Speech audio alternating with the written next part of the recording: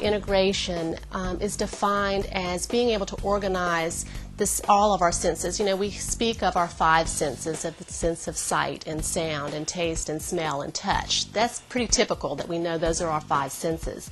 There are a few more senses that we don't speak about very often. One of them is called the vestibular sense, and that is the brain's ability to process information about where our body is in space and related to gravity. Why don't you stop and push the other way? Ready?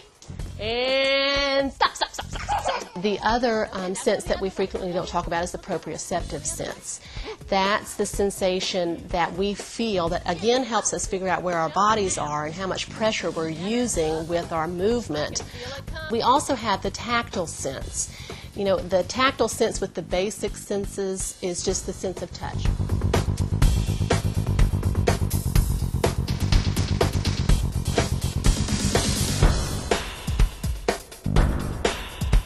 Use your fingers. Your fingers have to be eyes.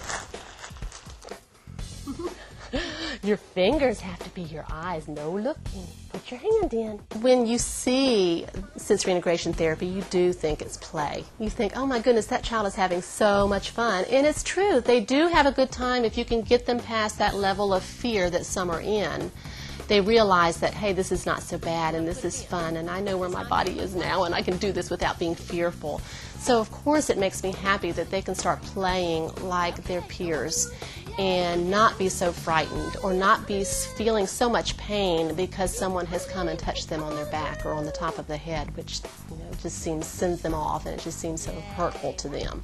So it certainly is a sense of reward to know that you can help this child function and help this parent function with their child that is so different than their peers.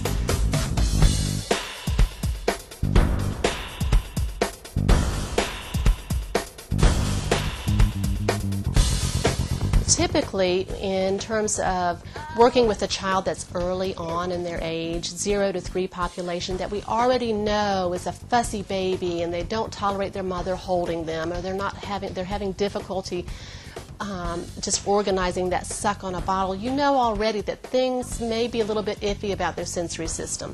So if you get them early on, you're going to apply your sensory integration therapy with them in that, okay, they may be sensitive to sound, they may be sensitive to light. We want to do things with them in terms of their sensory system to help them feel more organized.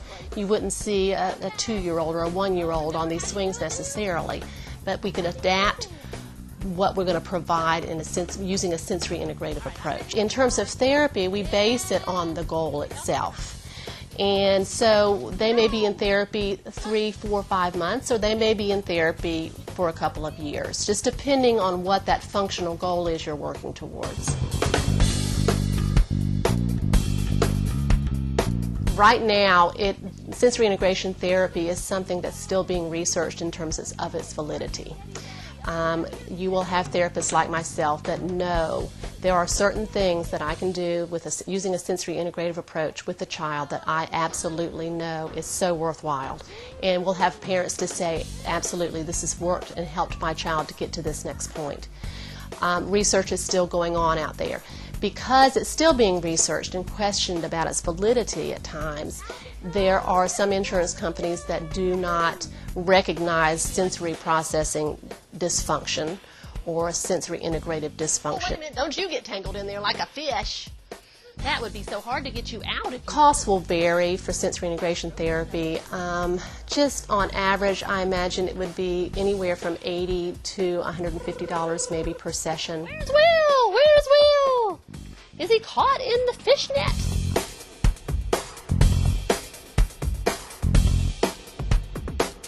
I think that's good. Now climb back over and let's get the swing. You can get services in the clinics. You can get services in a hospital for sensory integration therapy privately. What you need to do, though, because it's a specialty, you don't graduate with a degree in sensory integration therapy. It's a specialty for occupational therapists. They have to get further education.